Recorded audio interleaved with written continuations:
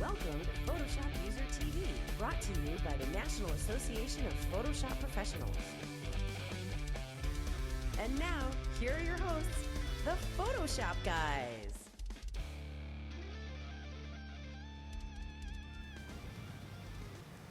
Welcome back to PhotoshopUser TV, brought to you by the National Association of Photoshop Professionals, the folks that bring you the magazine that is in front of Corey Barker's face right now. Right there. The one, the only. Cover it up, Corey. Cover your whole face up. There we go. Now Corey looks a whole lot better. Hey, everybody. Welcome back to Photoshop TV. We are here, the Photoshop guys from the NAPP, and I want to welcome you to another show, once again, with me, Corey Barker over here. Hello. Pete Collins over there. There Hey he guys, is. woo, here I am, over here in the weather station. How's You it going? were like looking in the wrong direction right I know, now. I was waiting to see, I was watching the 2/3 down here, or whatever, the 1/3 down here, to see if when Corey's was done, so mine would pop up. It's all about getting my name right there. It's really cool now that we see the show as it is. Yeah. You know, it used to be. I know. We actually, it was very weird because we never knew what was on camera. We'd be looking at all these different cameras. Now we actually have this little screen. We get to see what's on, like what you guys are actually seeing. Like, which hey, look, I gotta say, I feel really, really bad for you if you're seeing what we're seeing. Anyway, we got a great show for you guys. We got almost the full contingent of Photoshop guys in the house. We're missing a couple people this week, but that doesn't mean the show will be any worse or better because of it. In fact, it could be better. It could go either way. It really, it's early to tell. It's You never know. That said, let's see. Oh gosh, it's Pete's first, so kicking it off. Oh, whenever I started off. yeah, we kind of know where the it's show's gotta going be already. spectacular if I start off. What do you got, Pete? Well, I've got this image that I took of a farm, and it looks okay, but this is a tutorial about adding some finishing touches to it. And what I want to do is I want to show you how to place the image in a frame and have it interact with the frame so that it gives you the texture and detail. And the trick's really going to be in how you use your blending modes. So this is the image right here, and what I want to do is I want to be able to place it in this kind of Polaroid background, but I don't want to lose these textures and these lines and stuff that are going on in here. And so the first thing I'm going to do is I'm going to come over and get my quick selection tool, and I'm going to select inside this Polaroid. And as you see, it does a pretty good job, but it bleeds over into this section right here. Well, the easy way to fix that is just hold your Alt or Option key and drag along this edge right here. And the quick selection tool does a pretty good job of figuring out that you want to jump it back over that line. And now you've got a pretty good selection of the inside of that Polaroid. Now I simply turn on my photograph layer, and it's lined up pretty good, but if I switch over to my marquee tool, I can now move those marching ants around and line up where I want the image to be cropped out of this original photograph, so it'll fit nicely into the photograph. And so I'm just going to move it over a little bit using my marquee tool. And now I just simply hit Command or Control J to create a duplicate of that, hide the first layer, and it looks pretty good, but since I moved the selection over, I'm now going to have to bring this back and make sure it sets nicely within the Polaroid. I can even use my arrow keys to nudge it over a pixel at a time to get it a little more precisely fit in there. Okay, that looks pretty good, but the problem is if I leave it like that, it looks like I took a picture and just plunked it on top of the Polaroid. It does look plunked. It was plunked. It's plunked. I really did plunk it. It's true Well, plunkage. well, it has here- maximum plumpage, yes. And so here's the key. What you want to do is you want to make 2 copies of that layer. And the first layer, what you're going to do is you're going to change the blending mode to multiply. And that's going to start to show you the texture and stuff beneath it, but it tends to be a little dark. So you're going to counteract that with a second layer, and you're just going to simply set that to screen. Now you've got to multiply in the screen, and this is where the trick comes in handy. Now you can adjust the top and bottom layer with opacity to kind of get the look you want. They're going to interact with each other. The multiply is going to darken a little. The screen's going to lighten it a little. And you can start to get the feel of the Polaroid coming through the layer. And now if you want a little darker, you increase the multiply. Yep. If you want a little lighter, you increase the screen. But It's going to show through the textures and stuff like of the blend Polaroid. mode HDR. And so it's just a simple way using 2 layers, screen and multiply, to give you that look and that texture that you want. Awesome, man. Real quick, where'd you get that background from? I got this background from Fotolia. Okay. And the reason why I kind of mention that is because I think as a photographer, a lot of photographers think of stock websites as either someplace that they're either going to shoot for, which, if you're not shooting stock, you're thinking, why would I go to these websites? But that's why I use Fotolia and iStock Photo. Designers use them all the time to get all kinds of different assets for their projects. But I think as a photographer, I think you can find a lot of cool backgrounds and different things like that on those websites. I love right, because the frames and the backgrounds are going to be able to take your image and give it a feeling and a texture that enhances it. It's not like you're cheating or whatever. You're creating. You become an artist instead of just a photographer. You're taking your image and doing something else to the next level. And how about like that snazzy device you're working on over there? Oh, yeah. Well, this is the Wacom Cintiq 21UX. Great little device. They now have the 24 HD, of which course. Poor is what Pete. I'm loving. But this is my everyday. I use this all day long. I take it between work and home because I can't stand He does. to work He carries on it. anything else. He literally you see carries it Pete all like every day. actually walking out with it in his arms at the end of the day, and sadly, we're not kidding. It's a lot of So, anyway, hey, real quick, while we're talking about Pete, you wrote a really good article on the Nap Member website. It's today, so if people aren't watching on Tuesday, Today is the June 5th. So yeah, if you're not watching on the 5th, go to the Nap Member website. If you're watching this, Photoshop User TV is obviously brought to you by Nap. Go check out the Nap Member website. Pete wrote a really cool article on should we stop taking pictures? But it kind of goes in a different direction of, Corey's got it up there.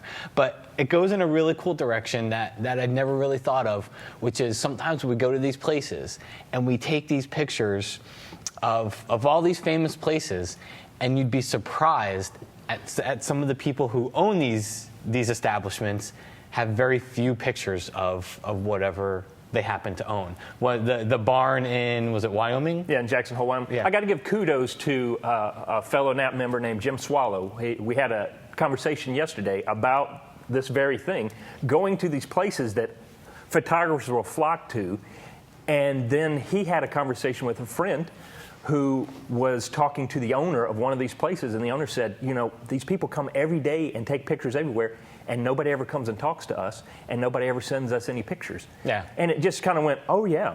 Yeah. We, as photographers, we're so used to taking pictures, and that's what we do, but also we can be ambassadors of photography by going back, and if somebody allows us to take pictures, take time out to give back to them. So if you're a Nap member, make sure you hop on the Nap member website, read the article, because it's kind of got a little project for you at the end I think is pretty cool. All right, I'm going to jump in. I got a quick, I got kind of a Lightroom Photoshop. It's kind of like a tip. It's more on how to use the two programs together when it comes to the settings between Lightroom and Photoshop. If you come up here to the Lightroom menu and you go down to your preferences, which would be under the edit menu on a PC, you go to your Lightroom preferences. Under external editing, there's a couple settings that we have control over here. And these kind of matter on how your image is going to go from Lightroom to Photoshop. If you have Lightroom, why would you go to Photoshop? Retouching, selections, different things like that you just can't do inside of Lightroom. So let's take a look at just a couple of the options here. File format, I usually choose PSD, mainly because PSD is Photoshop's happy place. We're used to working with Photoshop files, PSD files. That's the layered files you have in Photoshop. So rather than mess things up with TIFF, feature, I just go straight over to PSD here. Under color space, generally, I leave it as high as they go in order here. This is the smallest color space. Adobe RGB is the next biggest. ProPhoto RGB is the next biggest. Most devices can't really take advantage of ProPhoto RGB. You're not going to see a difference between any of these really on screen. This really comes more into play when you're printing. But I usually leave it in ProPhoto RGB. And that way, I have the biggest color space possible. I can always knock it down from there. I can always knock it down to sRGB if I need to, but at least I start big. It's kind of like resolution. Yeah. You can't take a low resolution document and make it big, but you can take start with a high resolution file and you can make it smaller.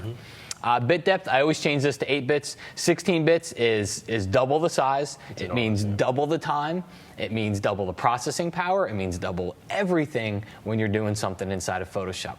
For really, your gain is basically you get a little bit more information in the file. unless you totally killed your exposure and killed your white balance on, let's say, a JPEG photo. Unless you killed your exposure, it is so far out that you need to adjust like 3 or 4 stops. You're never going to get any benefit from going to 16-bit. So I just leave it at 8, and that works just fine for me. If I ever do happen to kill the exposure on a photo, then I can change it to 16. Resolution, leave it to 240, and you're good to go. And you can see down here, it's going to give you your file naming. If you want to change, because it'll just put edit at the end of the file, you can change that.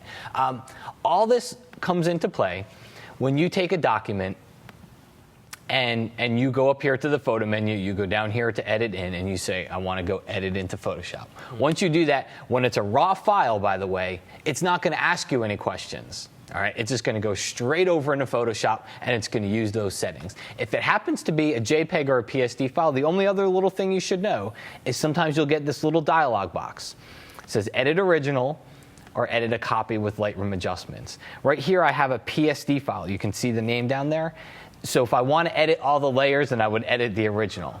But if I went in there and I've made adjustments with Lightroom, like I've put a vignette or something like that, then I'd have to edit a copy with the Lightroom adjustments. Just kind of know that it flattens your image. It flattens everything together. But when it comes to working back and forth between the two, the real key is it's under your preferences, under external editing, these 4 little settings right over here. This is what I keep them at, and for 99.9% of the circumstances, that works just fine. Lovely. Good to know. Cool. Indeed. All right. Corey, what are we doing next? I believe we should take a break. Corey says we should take a break. Yes. If Corey says we take a break, then we take a Coffee break. No. Coffee break. Hey guys, we're going to take a quick 60-second break, and we'll see you right back here in just a minute. Okay.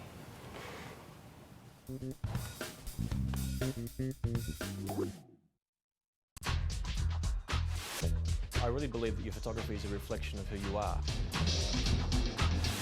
In my posing class, you're going to learn a lot of things. How to pose a bride and bring out the best in her shape and her curves. How to photograph a groom, because many of us who may focus on the bride will ignore the groom. Getting your clients to mirror you. Mirroring, I find, is the best way of getting people to pose. I'm Jerry Gionis. Check out my class on the fine art of posing at kelbytraining.com.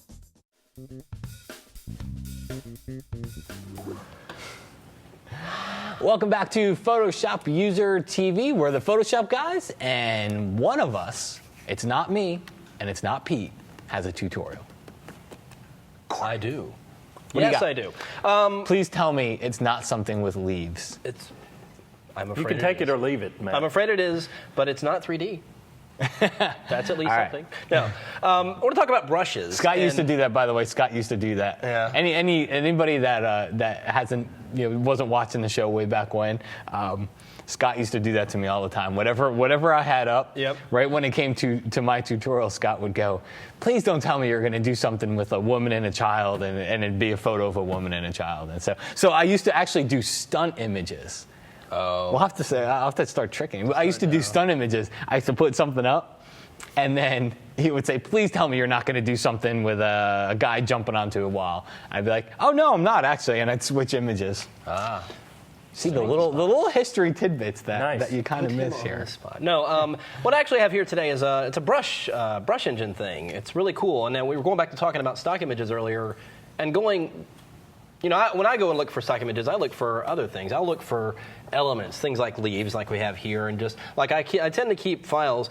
And what's good about things like iStock Photo is that they'll have images that have collections of things. Like right here, you see I've got a collection of leaves, but I've also got files that have collections of different types of bolts, bolt heads and things like that. They're all collected in one file. Paint splats, different things like that, all collected in one file, and different variations of them. You can do different things with these effects. So in this case, I want to actually create a custom brush that's going to paint leaves in different colors. So what the first thing I need to do is decide which leaf I'm going to define. So I'm actually going to go ahead and do this one up in the upper corner here. So I'm just going to use my lasso tool and draw a selection around that particular leaf, isolating it.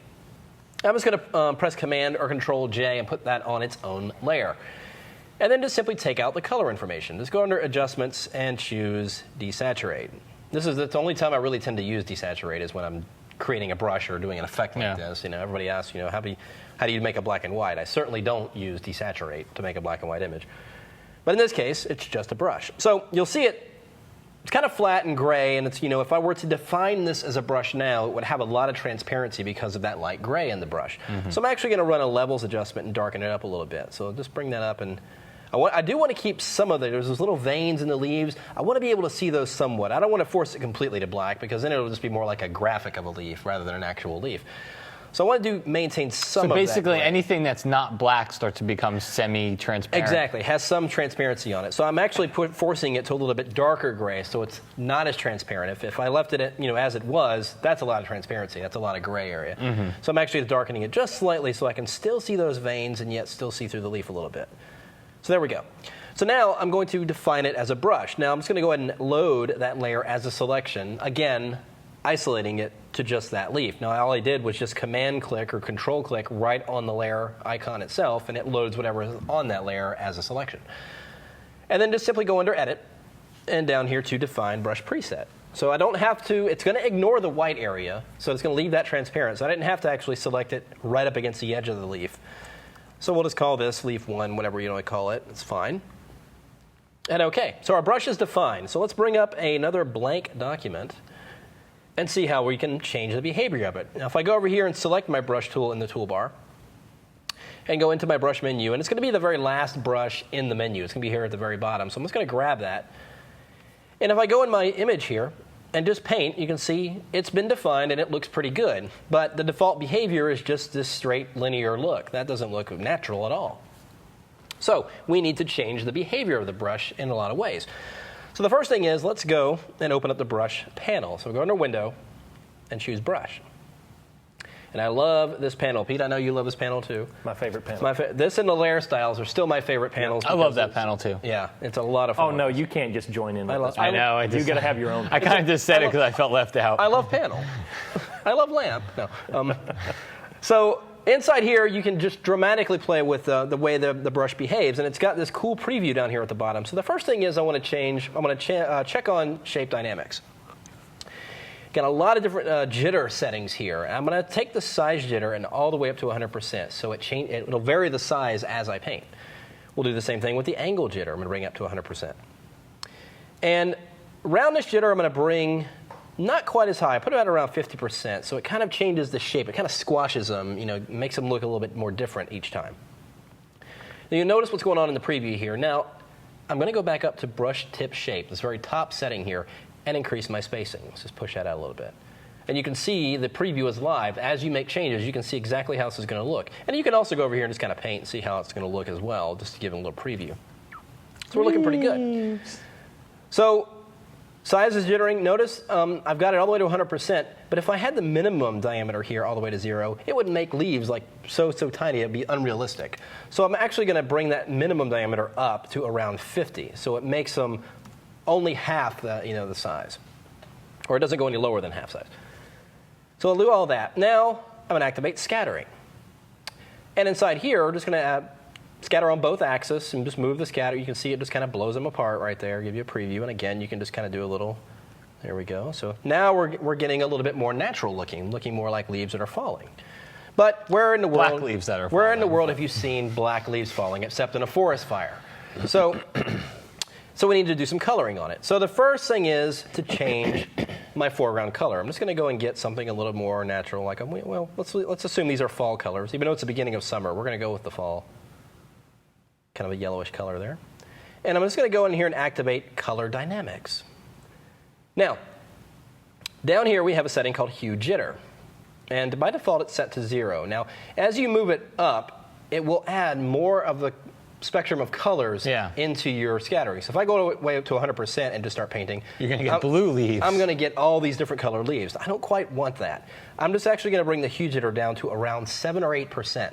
And that's going to keep it within the color family I initially start with. So if I start with this kind of yellowish fall color, it'll kind of keep it looking like that. And look, I've got pretty leaves. Now, you can adjust one more thing here, and that's the brightness jitter. If I push this up a little bit, it'll vary the brightness, the saturation of those colors, and I can just paint and paint and paint. I get more falling leaves, and it's fall, even though it's early summer. All right, but dude. Even though we're in Florida and never get to see this. Yeah. at this point, now you'll notice, if I zoom in here a little bit, you can see that transparency is maintained. You can see the veins slightly in those leaves, and that's because of the way we kept that little bit of gray in the brush. But here's one last thing to kind of make it finished. If I continue painting on this, I'm not going to paint anymore, just so you know. But if I continue to do that, eventually it's going to start looking really flat. There's not a whole lot of dimension here. And realistically, you would think these leaves would actually, if they were this close to each other falling, they would be casting shadows on each other. Of course. So to give that illusion, just going to go and grab my burn tool. And inside here in the options bar, going to set the range to shadows and bring the exposure really high to about 75. And just go in here and paint. Actually, that exposure is way too high. I'm going to bring it down to around 40. Yeah, so. Like, oh. So I'm just kind of brushing in random areas, and notice how I'm increasing the contrast, thus giving it more like a shadow effect. And it's really only affecting the darker colors. You notice it because I got it in shadow mode, so it's affecting only the darker, and like the lighter colors aren't really being affected as much, and that's really good. That's what I really wanted the darker colors to be affected. But there I have a nice collection of fall leaves, and you know.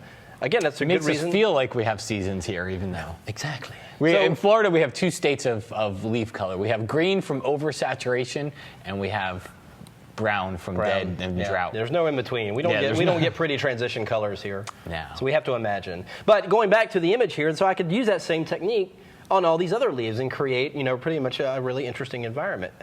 But that's why I like to keep collections of various types of graphics like this. And I actually take pictures of them myself. If it's not in an iStock, I've got my phone full of stuff that I'll see when I'm traveling or something like that. I'll see a cool leaf or a pattern or texture, take a picture of it, and you have a whole bunch of possibilities. Do people look at you funny when you're taking pictures of leaves? Actually, yes. I'll be at the airport, and I'll be like taking, you know, like there's chrome on a garbage can. I'll take a cool picture of it. And everybody gathers around. Yeah. They're just like, what do you see? It's so great. I was like, it's not great. It's a garbage can. Well, see, and I'm so happy that Corey brings back that whole brush panel because it is so helpful, but it can be scary. It can be daunting for those who don't play with it a lot because you go, what is this color overlay? What's this jitter and all this stuff? But once you get in there and play, it is so powerful. And I'm so happy that you're so happy, Pete. You make me so very happy. I'm so glad you came into my life. All right. We're all happy. So, and on that note, we're going to take a happy break so we can get sad again. And get a happy meal. Be right back. Glad you didn't. Have you been looking to take your photography to the next level? Learn from some of the world's top pro photographers and instructors? At kelbytraining.com, that experience is only a few clicks away. Hey Jason, I'm glad you joined me today on Kelby Training. We're going to be getting some great motocross action. Guys are going to be flying over my head. Jason, we're going to be using high-speed sync and speed lights to get some great action. Whether on location or in studio, our instructors teach you some of the most sought-after techniques, giving you a first-hand look at their work step by step. It's unlimited one-on-one training, giving you 24-hour-a-day access to hundreds of exclusive classes. Jason, we had a great class today. I hope you learned a lot with our speed lights and high-speed sync action. Remember, KelbyTraining.com is a one-stop shopping for great learning, great photography classes. We'll see you next time. Experience a class on KelbyTraining.com. Subscribe today. Visit KelbyTraining.com for more information.